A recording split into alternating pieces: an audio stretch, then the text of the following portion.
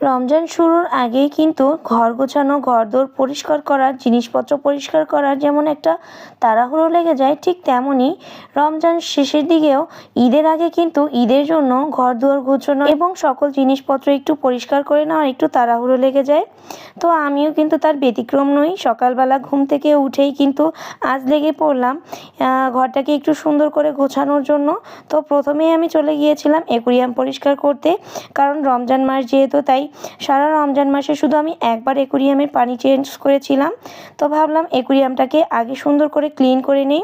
তো অ্যাকুয়ারিয়ামের পানির নিচের অংশের পানিগুলো আমি কিন্তু এই গাছের গোড়াতে দিয়ে দিচ্ছি, কারণ অ্যাকুয়ারিয়ামে যে মাছের এই পানিটা থাকে এটা কিন্তু মাটির উর্বরতা বৃদ্ধিতে সাহায্য করে। তো এই জন্য আমি শেষের কিছু পানি আমি গাছের গোড়াতে দিয়ে দিলাম।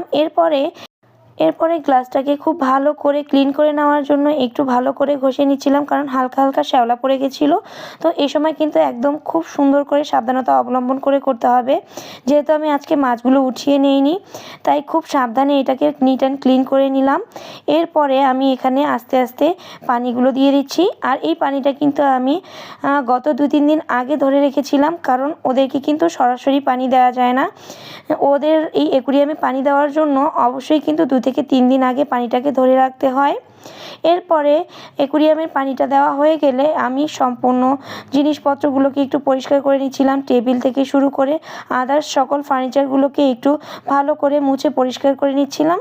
আর এইদিকে অ্যাকুয়ারিয়ামের উপরে ঢাকনাটাকেও পরিষ্কার করে নিয়ে অ্যাকুয়ারিয়ামের উপরে বসিয়ে দিলাম।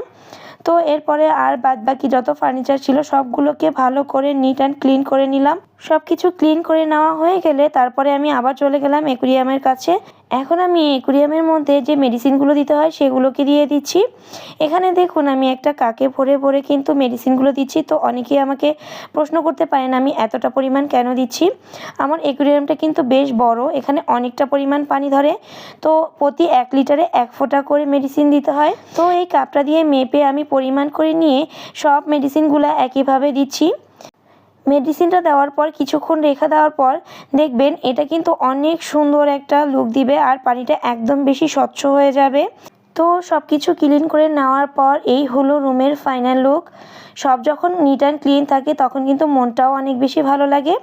এই পর্যন্তই ছিল আমার আজকের ভিডিও। তো ফ্রেন্ডস, ভালো থাকবেন, সুস্থ থাকবেন, আর নিত্য নতুন আমার ভিডিও দেখতে অবশ্যই আমার পেজটিকে ফলো করবেন, আর আমার ইউটিউব চ্যানেল থেকে দেখে থাকলে অবশ্যই চ্যানেলটিকে সাবস্ক্রাইব করবেন।